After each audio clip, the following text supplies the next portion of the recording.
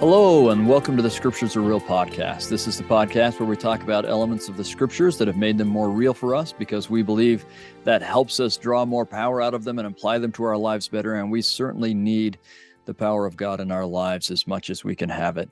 I'm your host, Kerry Muhlstein, and I'm so grateful to have my longtime friend and colleague, although that makes us sound old, so I maybe shouldn't say that, but Dr. Gaye Strathearn, who is a professor of ancient scripture like I am. She's also the associate dean in my college, the College of Religious Education, and you'll notice when she talks that Gaye is from down under, and she studied at BYU, but also at, well, I think you studied in Australia for a little while. You were a physical therapist, weren't you? Yeah, I did. Yeah. And then at BYU and then at Claremont Graduate University. That's the name of it now. I think you told me that last time. And you can hear more about Gaye in our earlier podcast. For those who have been following, she's been with us a few times now, even last year with the Old Testament and so on. So I'd encourage you to go back and find those episodes with Gaye, and you'll find that she's always good. So anyway, thank you, Gaye. Thanks for being with us. Oh, thanks, Kerry. It's good to be with you. Thanks What for the else should we invitation. know? Oh, well, you're welcome. What else should we know about you, Gaye? She plays cricket and is an avid cricket fan, I should say that. She taught a bunch of us how to play cricket once, and that was actually a lot of fun. Yeah, I don't play it very well, but I do like to watch it. And it's World Cup is coming up, so that's a bit exciting at the moment. And you have to kind of stay up late at night to watch it, I think. That's right. Because the time zone. Well, wonderful. Today, we're going to talk about the epistle to the Galatians, which is, we're finally starting to get into some of the shorter epistles. And I'll just remind our audience that we're studying them in the order that they are in the Bible, which is not chronological order, but kind of order of length, except for Hebrews and a couple of things like that. But anyway, but largely order of length. And so we're getting into some of the shorter. We have several epistles that are this kind of mid-range length as we go from like Galatians through Thessalonians and so on. So Gaye, or Dr. Strathearn, is going to walk us through this. And so why don't you just tell us where you'd like to jump in? Hey, so I think just the kind of a brief overview of Galatians. In some ways, this epistle is different from many of the others. Paul is not writing to a single city or a single branch of the church like he is maybe in Corinthians or Romans, nor is he writing to a specific individual like Timothy or Titus. But chapter 1, verse 2 says he's writing to the churches, plural, in Galatia. Now, there's some debate about where those churches are.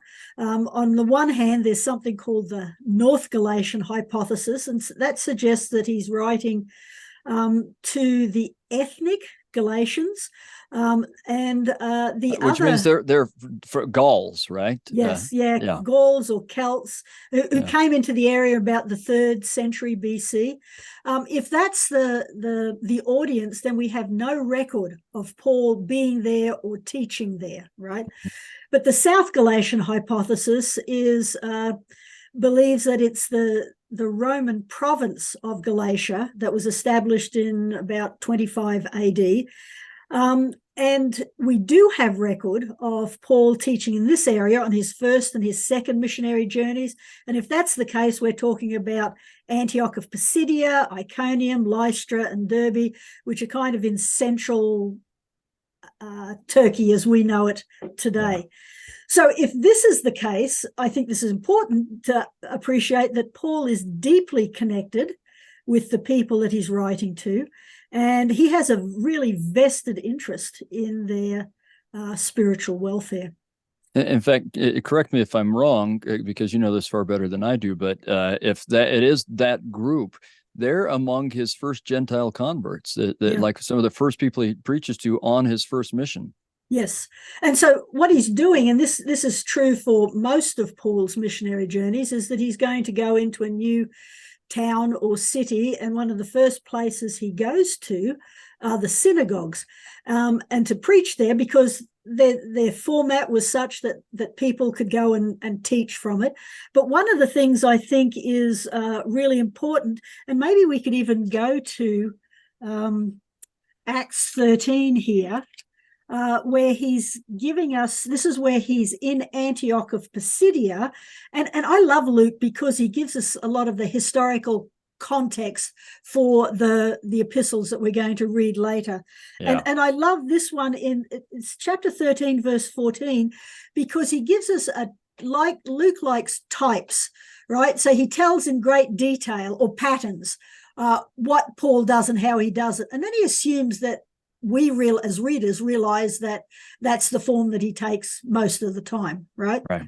So when he's comes to Antioch, Pisidia, he gets the opportunity. They've read from the law and the prophets, and now they ask people to stand up if they'd like to speak. And this is how Paul starts in verse 16. Then Paul stood up and, beckoning with his hand, said, "Men of Israel, and ye that fear God, give audience." Now, I think that that's really important, because Paul is recognizing here that in the synagogue there are two groups of people. There are house of Israel people, which we would expect. But sometimes we don't always appreciate that in the early church, well, in the time of Jesus and Paul, there were a number of Gentiles who were attracted to the law of Moses. Sometimes I think today we think, what would you want to do that for? But they saw real value in the law as giving them really practical advice of how to live and how to, the type of life that the philosophers said, live a virtuous life. Well, the law of Moses gave some practical guidance and direction to that. And that was really attractive to some people. And so there seems to be two main groups of Gentiles that are already attached to the synagogue. There's one group known as proselytes, and we know what that word is, Gentiles who convert to Judaism fully. Mm-hmm. But there's this other group, though, that we often refer to as God-fearers, and I think that this is the word here that is being used in verse 16, and God-fearers are really attracted to the law of Moses, but for some reason they're not fully converted. One of those reasons, especially for the men, may be circumcision, but there may be other things as well. And so what are these God-fearers? In some ways, I think about them, to make an analogy, is what we would consider dry Mormons, right? That they come to church, they may even pay tithing, they really like, but for some reason, whatever it is, they're not fully baptized and become converts. And in ancient Jewish texts, Josephus and Philo, they're telling us that these are happening on a regular basis. Well, it's not an unusual thing for them to happen. And Paul is here, and he's talking to the house of Israel and to the God-fearers. Right? And maybe I can just remind our audience, they've actually encountered some of these people in the Gospels. Yes. We've got at least, the centurion in Capernaum. Well, and in Acts, this Cornelius is a God-fearer, right? So we've got two centurions that we know of, and there are others that seem to be God-fearers. So we have encountered this idea before. Right. And so when he goes up, then he gets into his preaching part. Look at verse 26, the same thing. Men and brethren, children of the stock of Abraham, and whosoever among you feareth God, to you is the word of salvation sent. So early on in his missionary work, even though he's going to the synagogue, he's still finding Israelites, but also Gentiles in the form of those who are already attached in some way to the law of Moses. And then if we go down to verse 43, and when the congregation was broken up, many of the Jews and religious proselytes, so now we've got people who are Gentiles who are converts, followed Paul and Barnabas. So this is happening in Acts in what might be considered the churches of Galatia. And so we've got both groups here, and Paul is teaching them. And he has a vested interest in them and their journey, even after he's left the city or the area. And that might be worth, I think we've said this a lot of times on the podcast, but it might be worth just reminding our audience that a lot of the function of these epistles are Paul, who can't have a Zoom conference with people he's converted before, and he can't catch a plane and go back and have a state conference with them. He's trying to help those whom have joined the church, and then he's moved on to other places to keep building the kingdom of God. keep them in the way, keep them strengthened in the faith, fix problems, just keep things going the way they should, and help and strength. He's still trying to minister to them from afar, and that's the purpose of these epistles for the most part. And one of the other thing I think is that Paul isn't the only Christian missionary out there preaching the gospel, and honestly, different Christian missionaries are preaching the gospel from their perspective, right? And so they're seeing things about Christianity and how to live it in different ways than Paul. And so there's some diversity of interpretations, and sometimes they clash. And Galatians seems to be one of those places where there's a clashing. Yeah. Yep. Yeah. Well said. Okay, so the other thing I do want to just kind of point out in Galatians 1, where these are letters and they have the format of letters. I know we don't write letters anymore. We just do email or texting, but they had formal letters. But I'm really interested in the first verse where Paul introduces him, and this is part of the introduction. He says, Paul, an apostle of men, neither by man, but by Jesus Christ and God the Father, who raised him from the dead. That's really interesting to me, because if we go to 1 Thessalonians, and we haven't done this in Come Follow Me yet, but 1 Thessalonians, many scholars believe, I think with good reason, think that this is the earliest, the first of Paul's epistles to be written. And I'm really interested. Which one, Thessalonians or Galatians? 1 Thessalonians is, okay, predating Galatians. And I'm interested how 1 Thessalonians, Paul introduces that. He says, Paul and Silvanus and Timotheus unto the church of the Thessalonians, which is in God the Father and in the Lord Jesus Christ, and in the Lord, grace be unto you and peace from God our Father and to the Lord Jesus Christ. There, note that he makes no mention of him being an apostle. But from then on, we get most of the epistles are going to make some kind of reference to him being an apostle in the introduction. They do it in slightly different ways.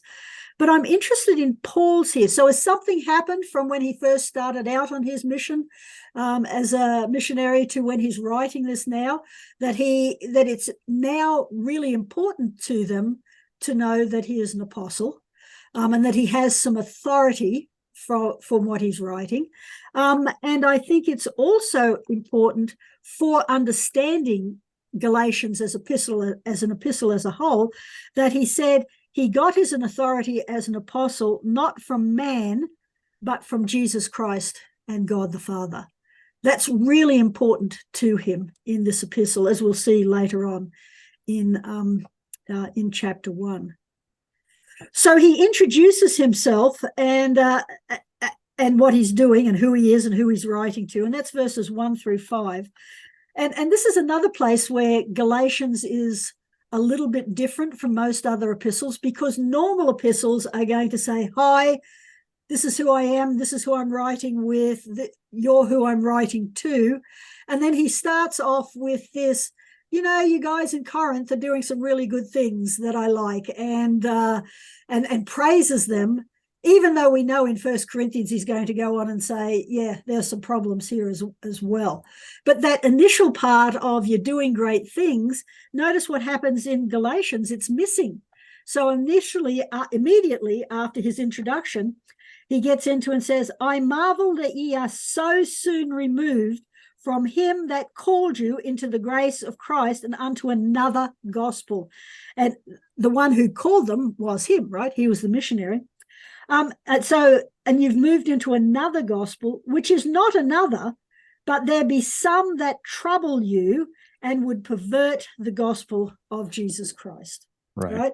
So all of a sudden he's telling us he's a little, I love Paul, right? But I think he's a little ticked as he's writing this, because some of these other Christian missionaries have come in, and they're, I think, still there as he's writing to them, but he's removed, and so he's having to respond to some of the things that they're teaching that weren't like what Paul had taught them. So a gospel that Paul taught into another gospel that somebody else is teaching.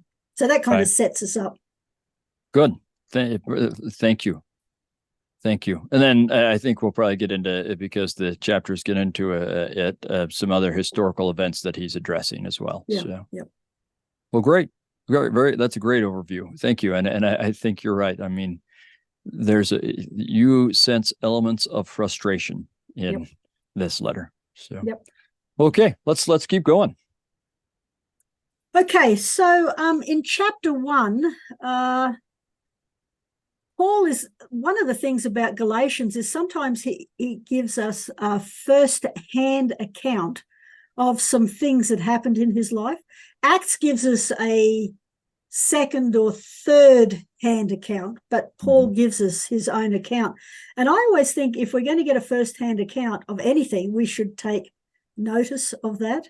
Yeah. So he fleshes out his own story more in this letter than just about anywhere else. There's some things we wouldn't know about Paul if it weren't for this letter. Absolutely. And I think that he's giving these examples specifically because he's responding to what's happening in Galatia. Yeah, right? And the kind of questioning whether we should follow what Paul taught us or not, because we have these other guys teaching us. Yeah. So in chapter 1, we get some of this really important biographical information, and it's probably 11 through 23, right? And probably not all of it, but Paul here is reinforcing now what he said in verse 1 of chapter 1. I have received my authority as an apostle, not from any human, but from Jesus Christ himself and God. And frankly, I'm not sure that we fully understood when this is happening, but I think it's worth looking at what he tells us. So verse 11, for I certify you, brethren, that the gospel which was preached of me is not of man. This isn't something I'm making up, which I think his opponents may be suggesting. Neither received I it of man, neither was I taught it, but I was taught by the revelation of Jesus Christ. That becomes fundamentally important to him. Now, I think it's also important that we understand the grammar of revelation of Jesus Christ, because it can be understood two ways. This could be referred to or understood or interpreted or translated as the revelation that belongs to Jesus Christ, or the revelation that is about Jesus Christ. So the technical term is whether this is a subject or an objective genitive.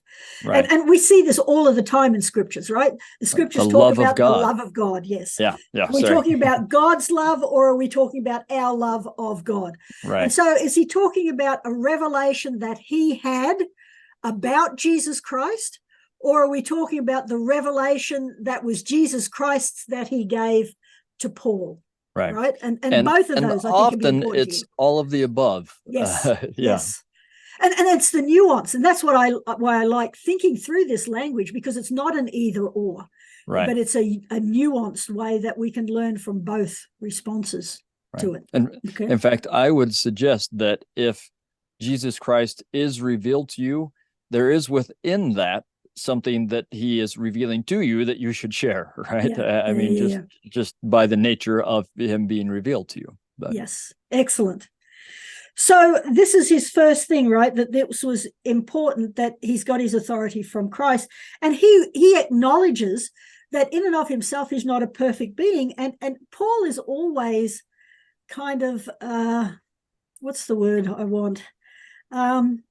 He's always concerned about how he persecuted the church before his revelation. The word I want is haunts him. And it's not necessarily in a bad thing, but he's always thinking, whoa, I did the wrong thing here. And here he says, for ye have heard of my conversation, and the word here means my conduct. The word has changed in meaning a little bit since King James' time. In time past, in the Jews' religion, how that beyond measure I persecuted the church of God and wasted it. Now, the Greek here is an imperfect form, which means that it has a an ongoing impact. And so that was wasting it, as it yeah, were, right? Yeah, or tried to destroy it is one way. I tried to destroy the church. And then he says, and profit in the Jews' religion above many of my equals in mine own nation, being more exceedingly zealous of the traditions of the fathers. So I lived the law of Moses. I did it the best that I could, right? Very zealously. Very zealously, yes. And I think that we saw that in Paul. And then he goes and talks about how, we know historically that he has this revelation on the road to Damascus from Acts, and that after that he left for a period of time and went down into the desert to spend some time. And then he goes back to Damascus, and then he comes down to Jerusalem. He doesn't immediately go to Jerusalem.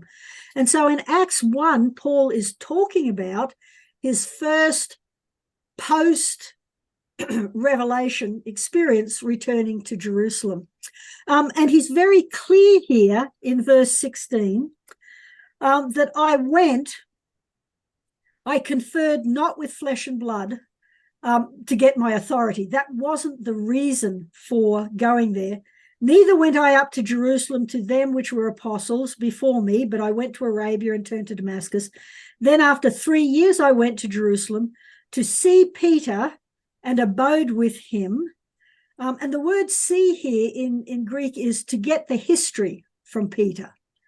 But other apostles saw I none save James, the Lord's brother. So his thought here is, I didn't go to get my authority from Peter or James, even though today we would think, oh, well, that would be natural. But I went to get the history from Peter and Jesus' half-brother, James. And I'm sure that there are lots of things that they knew and experienced with Jesus that Paul didn't have, and to get those kind of things. Wouldn't we all love to sit down for 15 minutes with either one of those? I mean, that incredible that he's getting it from the best sources. And I mean, I think, correct me if I'm wrong, but isn't this where the only place we learned that he spent 3 years preparing before he really went and started to kind of integrate himself into the church and try and do things? Yeah, because Acts tells us that he kind of, all of a sudden, he goes to Ananias and he starts preaching and things like that. But I can imagine, and, I have lots of questions to ask Paul when I get upstairs, right? Lots of them, and it's ever growing, actually. But I can imagine that him wanting to take some time and go, whoa, what is the implication of this revelation for me, for my life, how I move forward? And I don't know what he did in Arabia, but in the scriptures, deserts are symbols for preparation, right? And we see that quite a lot. And so how he prepared for that, we're not told, but I'd love to hear his side of the story on that. Preparation and communion, I would say. And there may be another element, and this is maybe reading too much into it, but this is, I like to try and put myself, that's part of what Scriptures are real is about, is put myself in their place and think, how would this be if I were in their shoes? And I think that there may be an element of not being quite ready to go and try and be around people who you were just trying to kill or imprison. That's not comfortable, right? I may be tempted to say, okay, if this is your gospel, I'm going to go live it. I don't think I can live it among these people. They would hate me. They would not want me. So I might have to live this on my own, just away somewhere, or something along those lines. Or it may take me a while. They need some time to forget and forgive and allow me to come back. And even then, it still is difficult. But he is not in a position where he'll be easily accepted, right? So this is probably in my mind, the biggest difference between him and, say, Alma the Younger.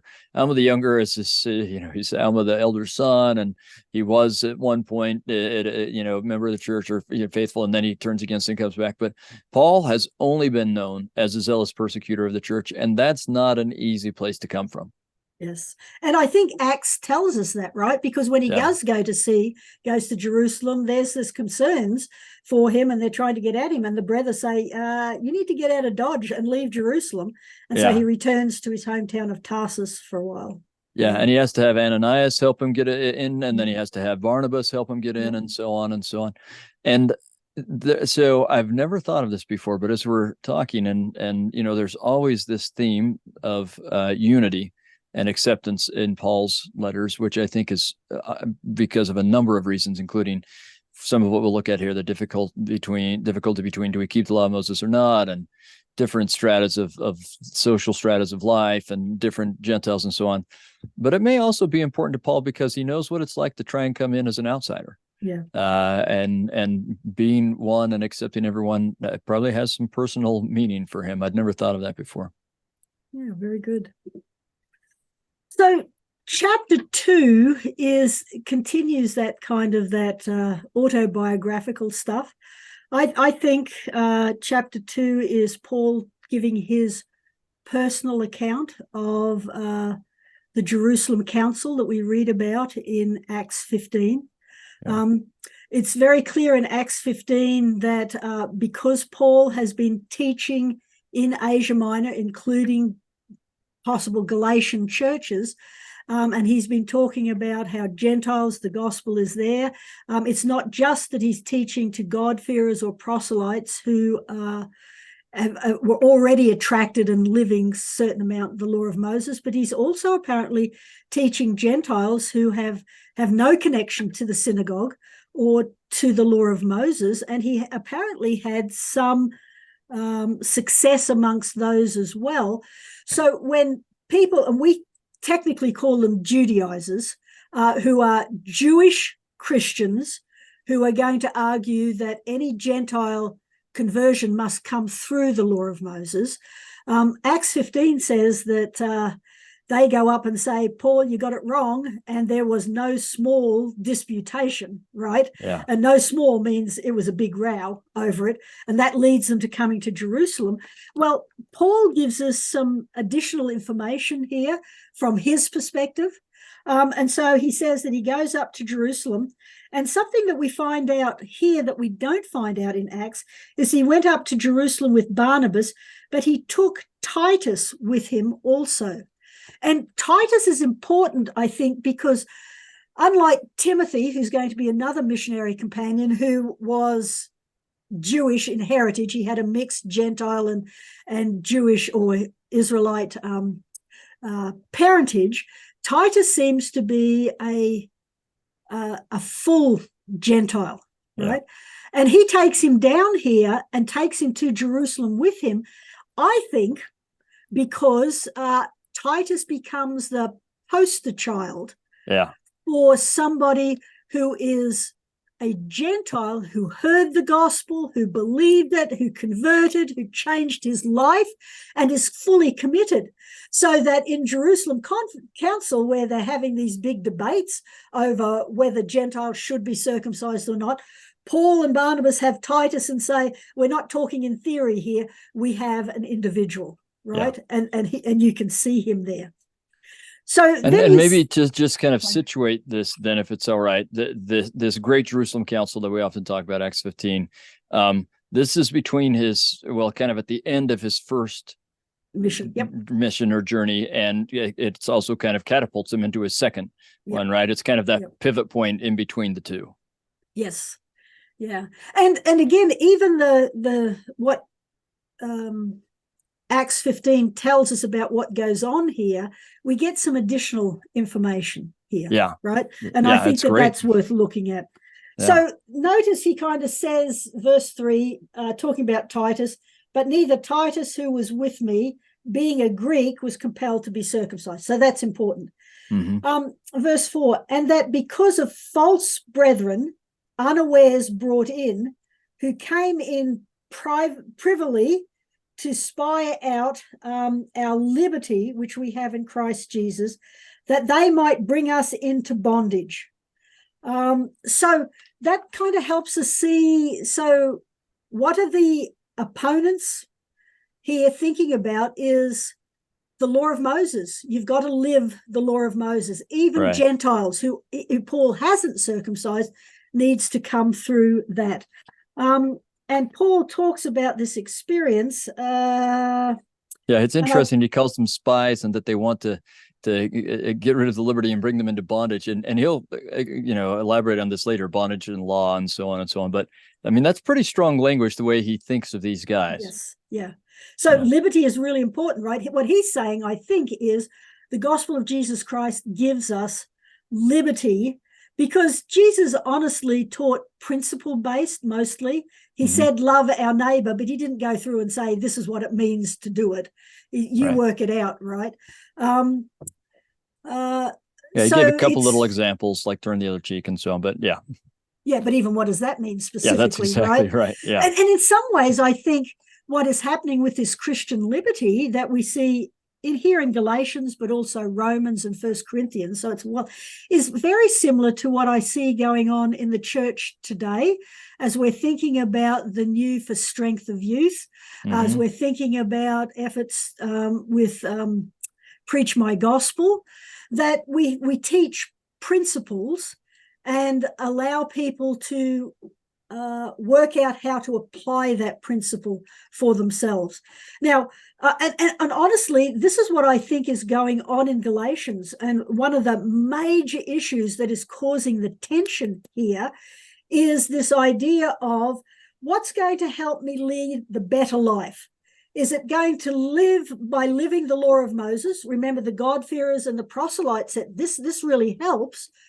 Or is it going to be living by the Spirit? And I think we would agree it's the second one, but I also agree that sometimes living by the Spirit is harder to do than living by specific commandments and a list of them. And I don't think we always appreciate It's easier to have that. a checklist of stuff like, get this done today and you're good, than to say, where am I in terms of how I love people? I mean, one's actually more demanding than the other.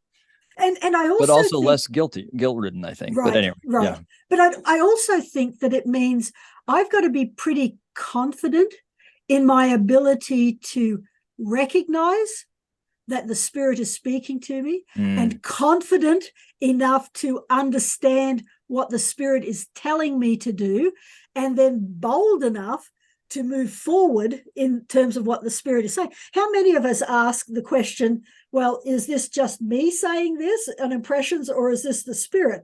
And if it's to do something good, then what does it matter, right? But if it's Nephi being told by the Spirit to kill Laban, I think I'm glad that Nephi paused there and stopped and thought, whoa, hang on a minute. This isn't anything I've been taught. Is this really the Spirit speaking to me? And am I confident in my ability to understand what it's telling me and my interpretation of it? And that's where I think it's a little bit difficult. I don't know about anybody else, but I've had some wonderful experiences with the Spirit, but I'm also a little gun-shy still in my ability to fully recognize, understand, and move forward. And I don't know if I'm alone by that, but that's my struggle, right? I'm sure you're not. In fact, interestingly, just a few weeks ago, we were talking with my daughter, who's still pretty new on our mission, and she'd had some of those experiences like, okay, I thought this was the Spirit, and then it really seems like it wasn't, because it didn't work out the way I thought it was going to work out. And I had kind of, she was struggling to figure out, do I know how to recognize the Spirit? And she kind of felt alone. I'm like, oh, how many stories do you want from Mom about going through that? How many do you want from me about going through that? I don't know anyone who doesn't go through that, right? And it's actually, it was a hard week for her, but as a father, I was like, wow, that's fantastic. She's having those experiences, right? Everyone has to go through it. And I think we go through it our whole life. Yeah. And so let me tell you my experience. So this was also my mission experience. And I had a mission where everywhere I went to had a teaching pool exactly of 0. And it was nobody in the books, and you have to find someone. So, and I'm older, so they do things differently today, but it was, okay, so we need to pray and seek for guidance. And that was sometimes, okay, where are we going to go and tract today, right? Knock and doors. I remember that, and I was really, really young in the mission, right? And I had another companion who was also very, very young. And so we knelt down and we had the book open, and we prayed, and then we kind of looked at each other and going, and I'm going, I don't know. And she said, I don't know. Okay, so what do we do now? So we prayed again, and I'm thinking, oh, gosh, there was some pressure on, right? And so I looked at the map, and I still didn't know. A third time, And I thought, well, maybe here. And I pointed to it. And she says, okay, let's do that. And we didn't have a car, so we had to get on a bus and travel miles. And when we got off the bus and walked, blocks to a place, we found it was a new development where not one house was finished, right? And there were no workers. There were literally no one in this cul-de-sac. And I said, well, actually, I was a little ticked to start with. I said, I'm trying to do this, right? And this is where we go. Nothing, zero. Right. And as we spent the rest of that day thinking about it, I was thinking, okay, Gaye, you can be ticked about this and blame God, or say praying for streets doesn't work, or you can recognize, yeah, you're not real good at doing this yet, and you have a lot to learn about it. And I have learned some things, but again, I'm not totally confident even now. I think we'll all continue working on this. Well, I mean, President Monson seemed to have it down, but most of us continue to work on this our whole lives. Yeah. So one of the things that we find about the Jerusalem conference that we didn't find in Acts is that there seem to have been set up two parallel missions. There's going to be a mission to the Jews, and that seems to be under the stewardship of Peter, and there's going to be a mission to the Gentiles, and that seems to be under the stewardship of Paul and Barnabas. So two missions going on there, and Acts doesn't tell us anything about that.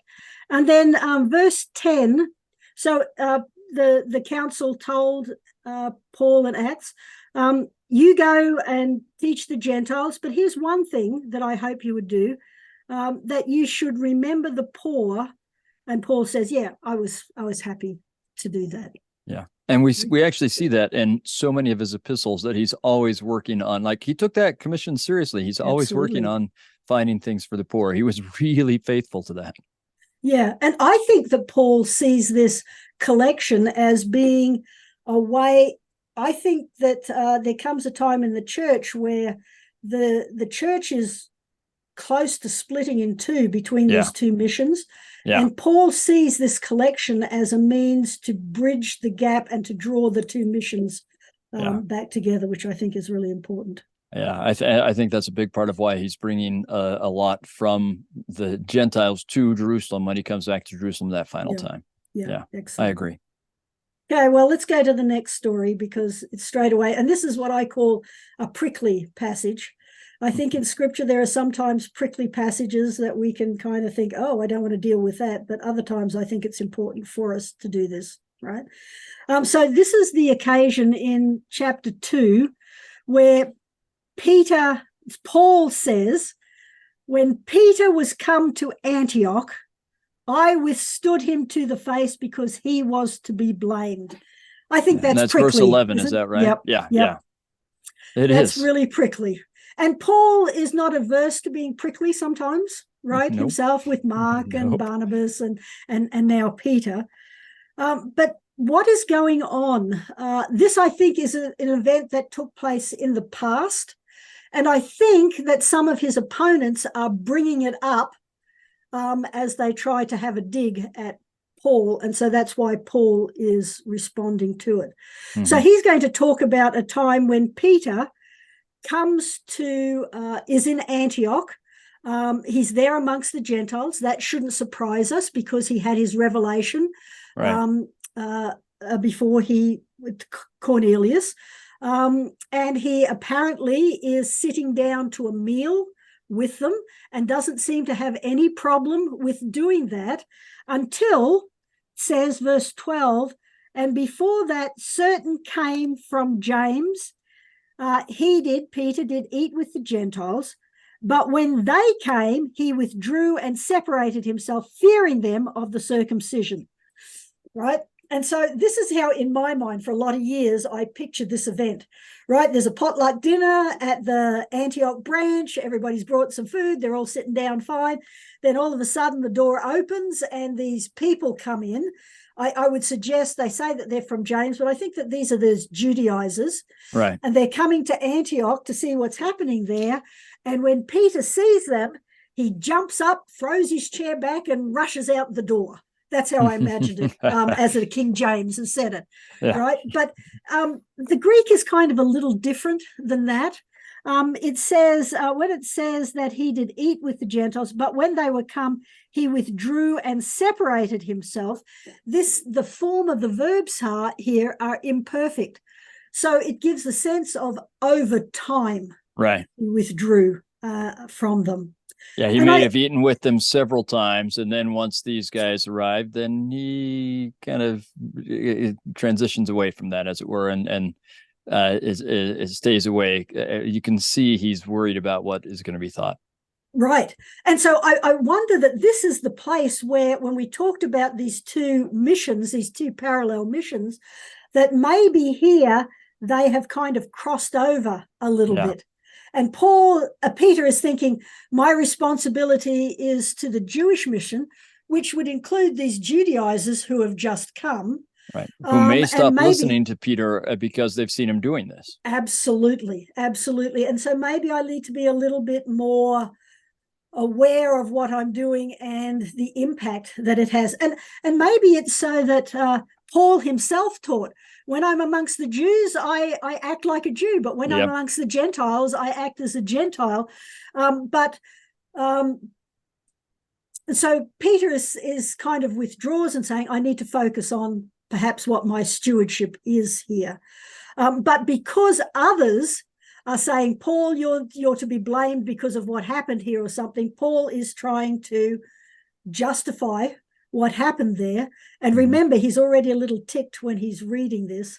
This is why I have huge questions that I want to ask both Peter and Paul about what's going on here, right?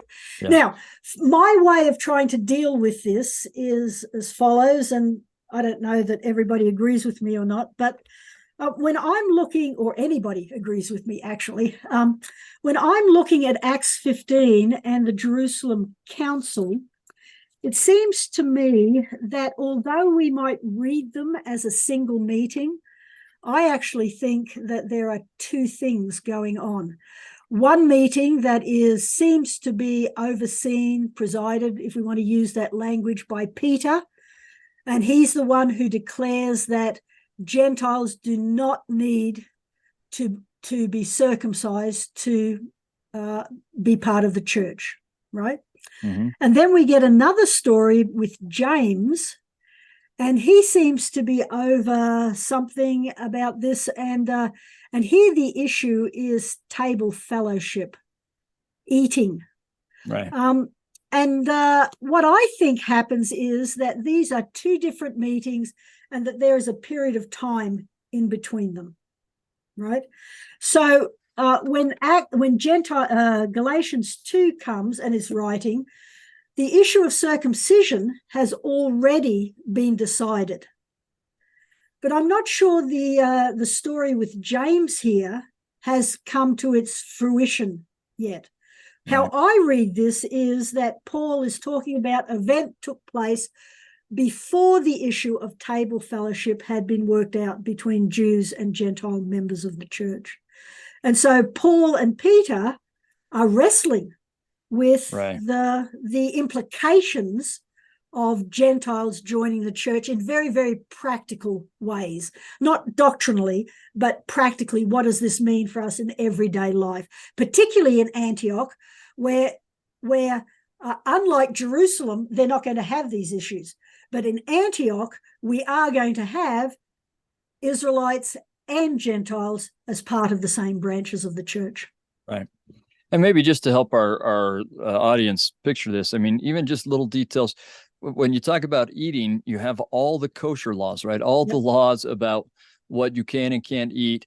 And so you have difficulties like, well, okay, I'm eating food with Gentiles that they prepared. Did they prepare this in the way that keeps it kosher? Or even if it was but they're sitting here eating something that's not kosher, and I'm right next to them. Does that affect my kosherness? Yeah. Am I okay doing this right? There are just Yeah. 1,000 little technical details that make this difficult. And I'm sure there are some cultural issues as well, and so on.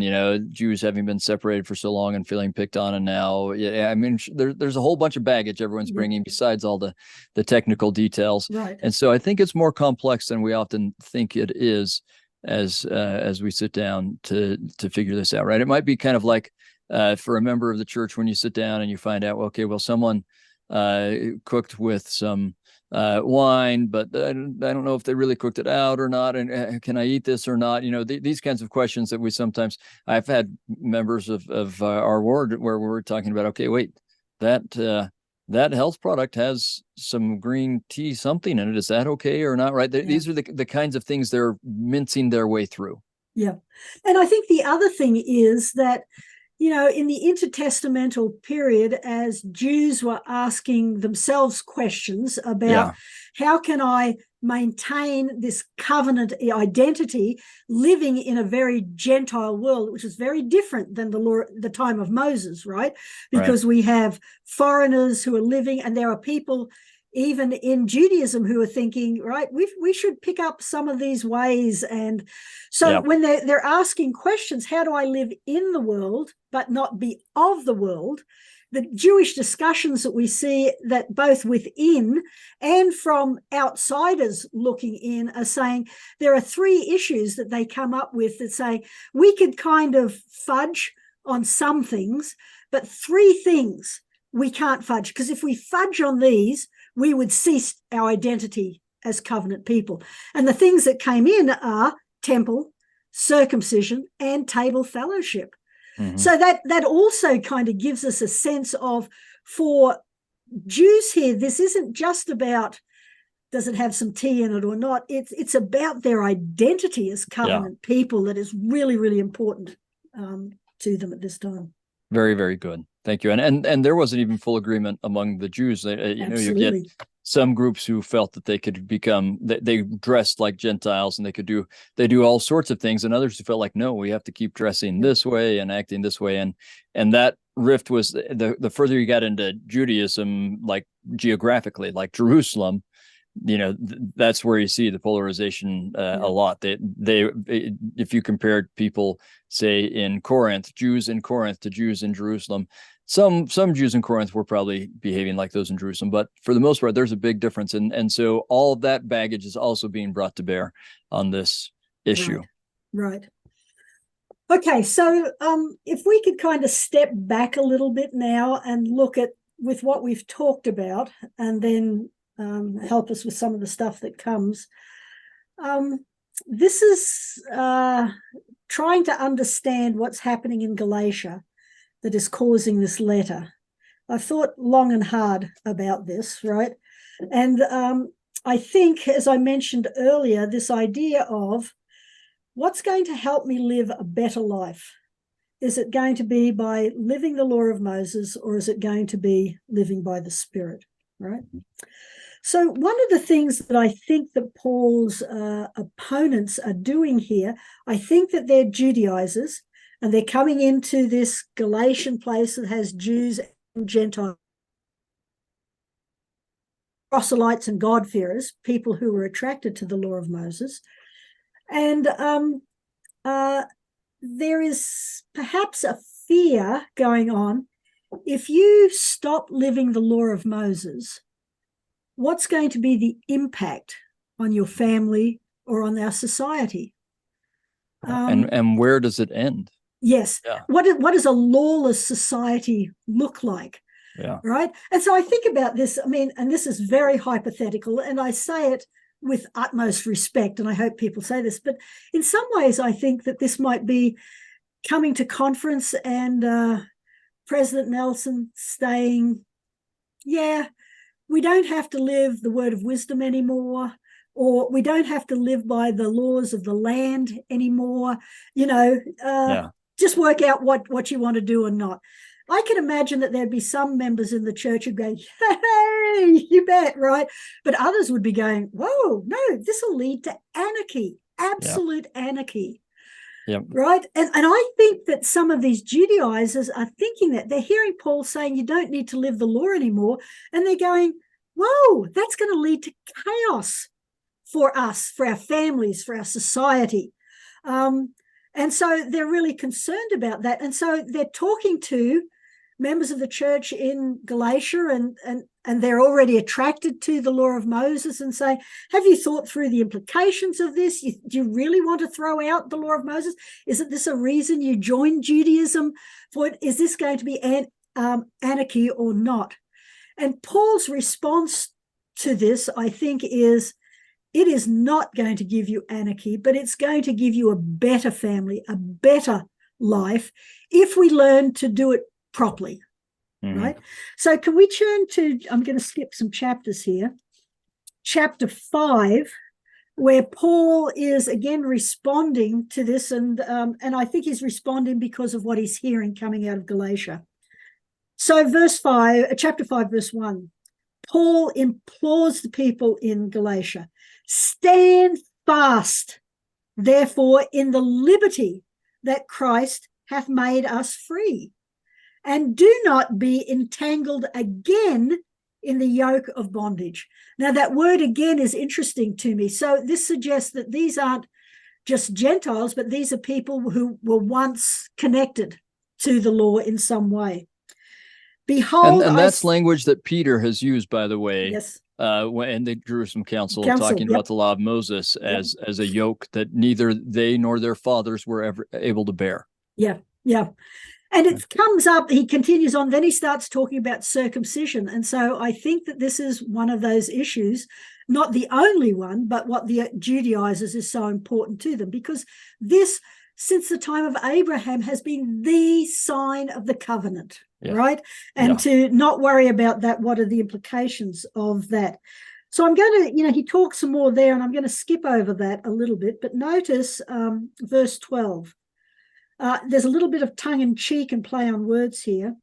Paul says, I would that these people who are my opponents were cut off, which trouble you. And so that's a play on words to circumcision. Right. But then the next verses are the important ones.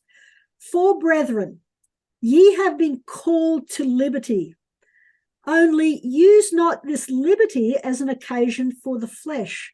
I think he's addressing the concerns there that people say there's no law, that means I can do whatever I want, and that will bring chaos.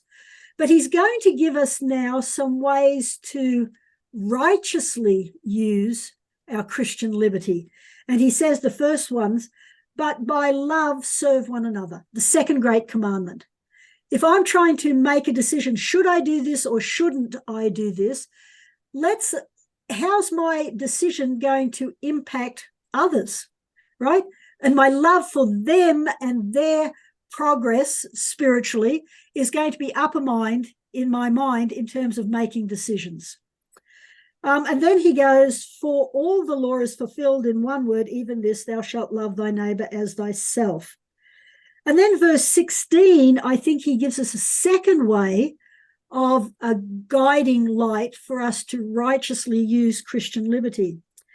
This I say then, walk in the Spirit, and ye shall not fulfill the lust of the flesh. Right? So he's coming back to, I'm saying the most important way to do this is to follow the Spirit. But you've got to walk in the Spirit. You've got to live in the Spirit. It's got to be a part of who you are so that you can do this well in making your choices. Does that make sense? Yeah. And I think it's in that next verse, it's captured well, right? The flesh lusteth against the Spirit, and the Spirit against the flesh. When you have the Spirit with you, you recognize the conflict, the inherent conflict between being worldly and being godly.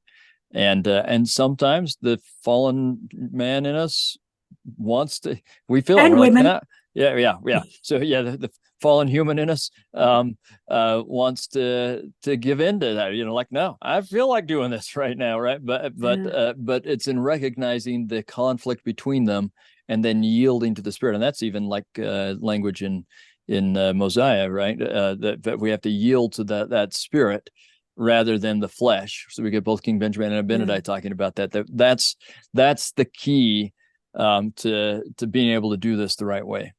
Yeah. So if you are led by the Spirit, you are not under the law.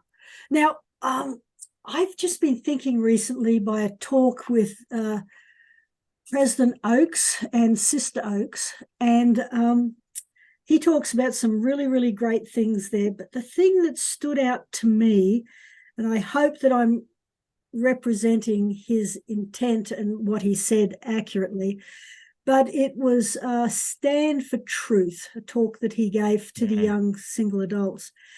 And one of the things that stood out to me about sometimes, and I don't know whether this is what he said exactly, I should have looked it up, I apologize, but this is what jumped into my head. Sometimes we can kind of talk about law and spirit as separate things. And so do we follow the law? And I think this is what's happening on in Galatia. Follow the law, or do we follow the Spirit? But President Oakes says, we just need to learn to live the law completely and to learn to love completely. And when those things happen, there is no distinction. Right. And I wonder if the same thing is happening here.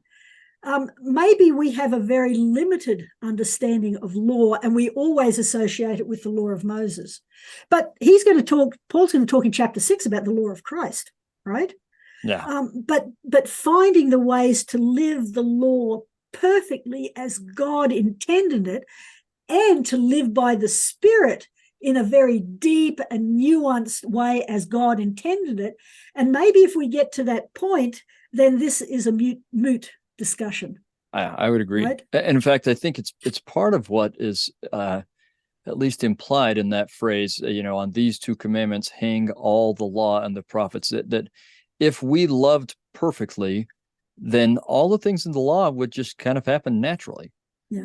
Right. I mean, I don't, maybe not all the things. Maybe we wouldn't have to have little things hanging off of our tassels hanging off of our hem of our garment, or whatever the equivalent would be today. But the real things of the law, we would live perfectly because that's what we wanted to do, because we love God and we love other people. Yeah. Yeah. And it's in that context that we have these verses that we use all of the time, right, in the church about the Spirit. Verse 22 through 24. But the fruit of the Spirit is love, joy, peace, long-suffering, gentleness, goodness, faith, meekness, temperance. Against such there is no law. And I see these as Paul responding to those who said, if you get rid of the law, you're going to have anarchy. And he's saying, no, when we learn to live by the Spirit properly, this is the kind of society. This is the kind of family. This is the kind of personal experience that we're going to have. This is the goal of paying the price to really learn what it means to follow the Spirit in our life. Amen. Amen. And maybe, those are kind of famous verses, and maybe I can just say, and maybe I'm the only one that has had this misunderstanding, but I can remember I memorized this as a seminary student right in high school. And I really thought I was saying, okay, this is how you can recognize when you're feeling the Spirit. It's because you feel love and joy and peace and gentleness and so on. And I think that is accurate. But when you read the whole context, and that's what happens too often when we memorize just like a little verse and we didn't look at any of the ones. So I'm not saying don't memorize verses, but look at the context. I think in the context, the verses before those are saying, okay, when you're following the flesh or the world, then this is the way you live. And he's got, witchcraft, hatred, wrath, strife, seditions, envyings, murders, drunkenness, all these kinds of things, right? But that's the kind of society you get. That's exactly right. Even when you have a law, if you don't have the Spirit, that's what you get, right? You end up breaking whatever the laws are because you don't have the Spirit. But when you have the Spirit with you, you are naturally the kind of person who loves and has joy and is long-suffering and so on. So it is a way to recognize that you're feeling the Spirit. But when it says it's the fruits of the Spirit, I think he's saying this is the kind of being you become. This is the fruit in your life when you have the Spirit with you. Yes. And both are good and wonderful. But if I'm going to, I don't want to put one above the other, but for me, it's been revolutionary to think, when I am wanting to have peace more than contention, when I feel love more than envying, that's a good indicator that I am having the Spirit with me more than not. And that's an important element in my life. Yeah. And then verse 25, if we live in the Spirit, and I take that to mean we're being told, follow the Spirit, right? Mm-hmm. Let's make sure that we also walk in the Spirit. So let's not just talk about it theoretically, but let's pay the price to fully embrace that, which for me is going to take longer than a lifetime, I think, before I'm there. Yeah. Yeah. But you could say, let's do it, right? We could be President Kimball-ish. If we live in the Spirit, let's go do it. Whatever the Spirit's telling us to do. Yeah, I agree. We're all still, and that goes back to our conversation earlier, we're all still trying to figure out how to do that and how to recognize it and so on. But and I think that last verse speaks to, in many ways, all the stuff he's been talking about, right? Let's not be desirous of vainglory, but especially this part. Let's not provoke one another, and let's not envy one another. And I mean, that sentiment is in just about every letter Paul writes, right? We don't have to envy each other because you live the law this way and I live it this way, or you have this gift and I have that gift, and let's not provoke each other over it. Let's find unity and harmony in love as we do these things. And you'll do some better than me. Yeah, and recognize that we're all on the covenant path and we're all trying to do the best that we can. And we might do things a little differently, but we're trying. I mean, having confidence and trust in one another that we really are trying. Yeah. And that's going to bring us together. It's not going to pull us apart. Yeah. I love Paul. I love Paul. Yeah, me too. Yeah, I would say along the same, like, my guess would be that whatever your temptations are, and you're a wonderful person, but I'm sure you have temptations, Gaye. Whatever your temptations are, your biggest temptations, they're probably not my biggest temptations. Yeah. And we should probably be careful, like, judging each other on how well you do in keeping what is not a temptation for me and vice versa, right? And so on, but just say, I'm doing my best, you're doing your best. Let's help each other do well and love each other. And anyway, And I think he continues on here in chapter 6. Again, just because we follow the Spirit doesn't mean that we aren't going to be accountable still for our choices. So notice chapter 6, verse 7, do not be deceived, God is not mocked, for whatsoever a man or a woman soweth, he shall also reap. So there are some things from our choices, there are consequences for our choices. But 9 and 10, but let us not be weary in well-doing, for in due season we shall reap if we faint not. As we therefore have opportunity, let us do good to all people, especially them who are of the household of faith. So we have those gifts of the Spirit, as this is the outcomes of it. But I think the other outcome is that we'll have this community, this family, both nuclear and broader, where this is going to be a much better community to live in. And I think that's huge for Paul, given the circumstances and what he's finding happening in Galatia at the time. Yeah, I don't know that I've ever thought of this way, but I do think that Paul really is trying to build Zion communities like that. Yeah. That's what he wants, and he knows the way to get there is to have everyone live as the Spirit directs, full of love, and that's what he's encouraging us. And I think that's what we're trying to do as well. Yep. That's wonderful stuff, Gaye. Thank you so much. I really appreciate your taking us through this letter. I'm just edified, and I'm sure my audience is, and I know I want to go and do better and be full of long suffering and patience. So thank you for taking us there. Thank you. Again, I love Paul. Paul, in my estimation, is worth the effort to come to understand him. Because when we do, there was a reason, I think, that the prophet Joseph loved Paul. Yeah. Right? And quoted from him. I think he saw a lot of similarities between Paul's mission call and his mission call. But there's no doubt in my mind as I read what the prophet talked about that he loved Paul. And so I take that as my mission then, that if the prophet felt that way, then there's much for me to learn. it's worth the effort to study him. Well, you've helped me in a number of ways become a lover of Paul, and I think our audience as well. So thank you for that. Thanks, Kerry. Well, it's always good to be with you. It is. This is the best stuff, to just get together with friends and go through the gospel together. It's edifying. So we hope our audience will do the same thing. Take the things you learned here, discuss them with other people, share them with other people. You can all you do it in patience and love, but we can all grow together and become more Zion-like together. We hope you'll share this episode with people. I'm learning that we should ask you to do likes and comments and things like that so that more people will find this. But I'm not good at the business end of this, but I sure like the discussion part, and so I hope you'll do that with all of your friends. So thank you to Gaye, and thank you to everybody.